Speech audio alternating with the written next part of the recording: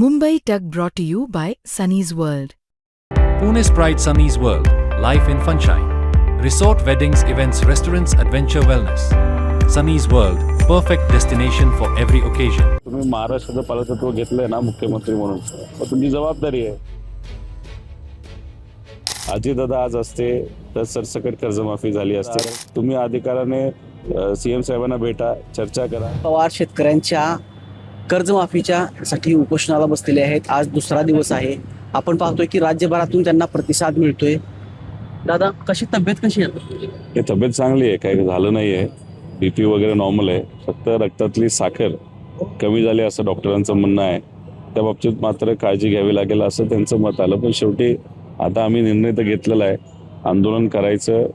जोपर्यंत सरकारकडनं सकारात्मक कुठला निर्णय शेतकऱ्यांच्या बाजूने, तो सुद्धा 48 लाख शेतकऱ्यांच्या बाजूने घेतला जात नाही तोपर्यंत.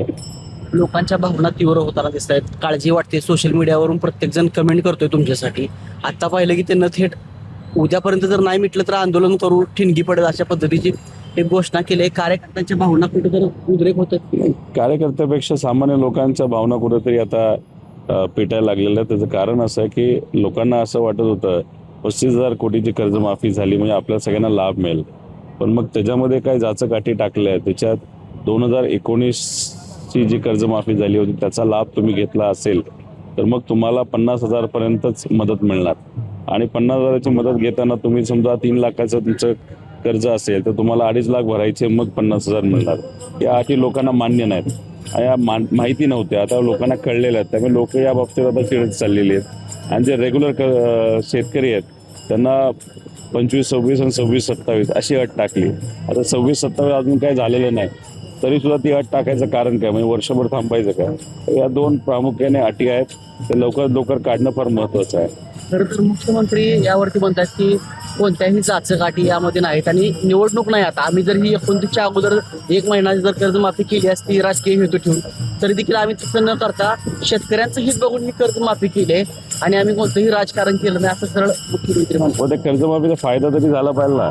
5 वर्ष तुम्ही प्रशासन चालवत आहात, तुम्हाला शेतकऱ्याला त्यांच्या उत्पादनाला कुठेही न्याय देता आला नाही, चांगले भाव देता आले नाही. कांद्याचे भाव चांगले नव्हते, सोयाबीनचे नाही, कपाशीचे नाहीत. आणि याचा शेतकरी जो अडचणीत आला तर तुम्ही महाराष्ट्राचं पालकत्व घेतलंय ना मुख्यमंत्री म्हणून, तर तुमची जबाबदारी आहे की आज शेतकरी अडचणीत असेल आणि तुम्ही कर्जमाफी दिली असेल तर ती पूर्णपणे शेतकऱ्यांपर्यंत पोहोचली पाहिजे. त्याची दक्षता घेणे ही तुमची जबाबदारी आहे. तर हा संवेदनशील विषय आहे सर्वांसाठी. मात्र सत्ताधारी मंत्री असं का बोलतात? पालकमंत्री गोरे म्हणाले होते स्टंट, त्यानंतर गोपीचंद पडळकर आमदार जे आहेत ते देखील म्हणाले की रोहित पवार आणि त्यांच्या आजोबांनी आतापर्यंत ज्या ह्या संस्था होत्या त्या लोटल्या, त्यांना देवानं बुद्धी दिली आंदोलन करायची. त्यांना एकही घास न खावा म्हणजे खावावा आणि पोलिसांनी बंदोबस्त त्यांना ठेवावा आणि त्यांना ते आंदोलन असंच चालू ठेवावं अशा पद्धतीचे चालूच राहणार आहे ना. आणि आम्ही काय तुमच्यासाठी करत नाही, आम्ही शेतकऱ्यासाठी करत आहोत.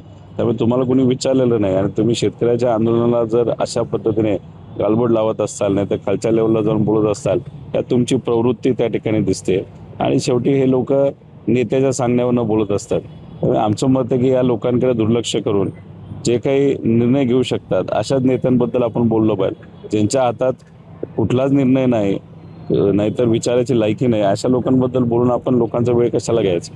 शेतकरी नेत्यांची राजू शेट्टी असतील किंवा बाकीच्या कोणाचे फोन वगैरे काल आहेत. उद्या राजू शेट्टी साहेब येत आहेत, आज अजित नवले भाऊ येतील, त्यानंतर काही देशातले टिकायत साहेब जे आहेत ते येत आहेत उद्या, संजय राऊत साहेब येत आहेत, आमच्या पक्षाचे नेते येत आहेत, काँग्रेसचे दिल्लीचे काही नेते आज नाही तर उद्या येतील. तर अशा पद्धतीने आता लोक पाठिंबा देत चाललेले आहेत. सरकार कुठपर्यंत आलंय आता? म्हणजे या ज्या 7 मागण्या होत्या यापैकी कोणत्या मागण्यापर्यंत सरकार? नाही, काल कृषी मंत्री साहेबांशी बोललो, त्यानंतर सहकार मंत्री साहेबांशी बोललो, कृषी मंत्री सीएम साहेबांशी 2दा बोलले. आणि त्यांचं मत आहे की आपण बसूया. आमचं मत आहे बसण्यापेक्षा तुम्ही टीव्हीवर मीडियासमोर मुंबईतून सुद्धा जर जाहीर केलं या 2 अटी आम्ही काढणार आहोत तरी आम्ही स्वागत करू.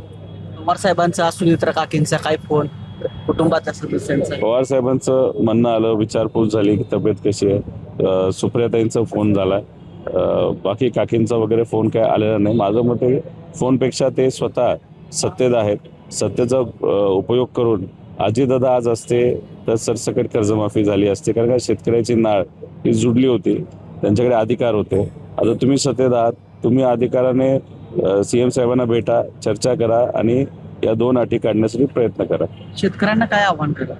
माझं एवढंच म्हणणं आहे की कधी कधी आपल्या हक्कासाठी आपल्याला लढावं लागतं. माझं मत आहे की तुमच्या हक्कासाठी सुद्धा तुम्हाला कुठेतरी रस्त्यावर उतरावं लागेल. येणारं वर्ष हे खराब आहे, पाऊस नाही, हे अनेक लोकांनी सांगितलेलं, मुख्यमंत्री साहेब स्वतः सांगतात. त्यामुळे मग आत्ता जर आपल्याला मदत नाही झाली तर कधीच नाही होणार. त्यामुळे स्वतःच्या हक्कासाठी लढणं हे फार महत्त्वाचं आहे आणि तो निर्णय पूर्णपणे शेतकऱ्यांचा आहे. मुंबई तकसाठी नितीन शिंदे, पंढरपूर.